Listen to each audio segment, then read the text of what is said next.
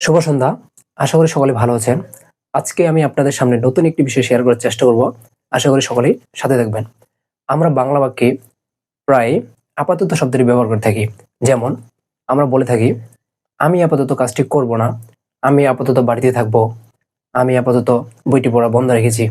এরকম বাক্যগুলো আমরা ইংরেজিতে কিভাবে বলবো, আসুন আজকে আমরা জেনে নিই।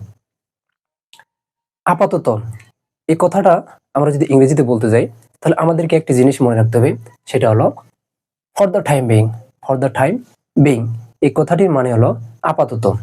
অর্থাৎ আমরা যদি আপাতত এরকম কোনো বাংলা বাক্য বলে থাকি, তাহলে আমাদেরকে ইংরেজিতে বলার সময় ব্যবহার করতে হবে ফর দ্য টাইম বিং। আসুন আমরা দেখে নিই। আমি আপাতত বাড়িতেই থাকবো। আমি আপাতত বাড়িতেই থাকবো। এই সেন্টেন্সটাকে যদি আমরা ইংরেজিতে বলতে যাই, তাহলে আমাদেরকে ব্যবহার করতে হবে for the time being. For the time being আমি আপাতত বাড়িতেই থাকবো। কোন টেন্সে আছে এটা? ফিউচার টেন্সে আছে। আসুন আমরা এটা দেখি। তাহলে আই উইল স্টে হোম। আমি বাড়িতেই থাকবো। I will stay home. তাহলে আমাদেরকে এখানে দেওয়া আছে আপাতত। এটার জন্য ব্যবহার করতে হবে for the time being. For the time being.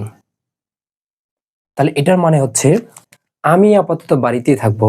আমি আপাতত বাড়িতে থাকবো। I will stay home for the time being. এই আপাতত কথাটির জন্য আমরা ব্যবহার করলাম for the time being. For the time being. আমি আপাতত কাজটি করব না। আমি আপাতত কাজটি করব না। তাহলে সেম ভাবে আমরা ব্যবহার করব ফর দ্য টাইম বিং। আমি আপাতত কাজটি করব না। তাহলে হবে I won't do the work for the time being. তাহলে এটার মানে হচ্ছে আমি আপাতত কাজটি করব না। I won't do the work for the time being. আমি আপাতত বইটি পড়া বন্ধ রেখেছি। আমি আপাতত বইটি পড়া বন্ধ রেখেছি। তাহলে এটা হবে I stopped. I stopped reading.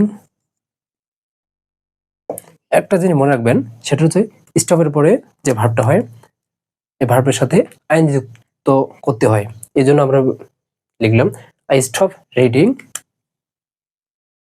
The book for the time being. আমি আপাতত বইটি পড়া বন্ধ রেখেছি। I stopped reading the book for the time being. এবার শেষে বাক্যটাতে কি দেওয়া আছে? আমি আপাতত ফেসবুক ব্যবহার করি না। আমি আপাতত ফেসবুক ব্যবহার করি না। তাহলে এটা যদি আমরা ইংরেজিতে করি, তাহলে হবে আই ডোন্ট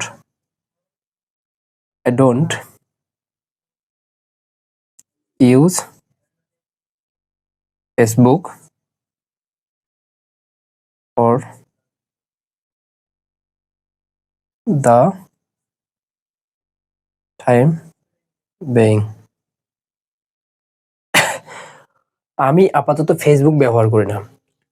তাহলে এটা হবে I don't use Facebook for the time being. তাহলে আপনাদেরকে যদি বলা হয় আমি আপাতত মুভি দেখি না, এটার ইংরেজি কি হবে? আশা করি কমেন্ট বক্সে জানিয়ে দিবেন। ধন্যবাদ সকলকে।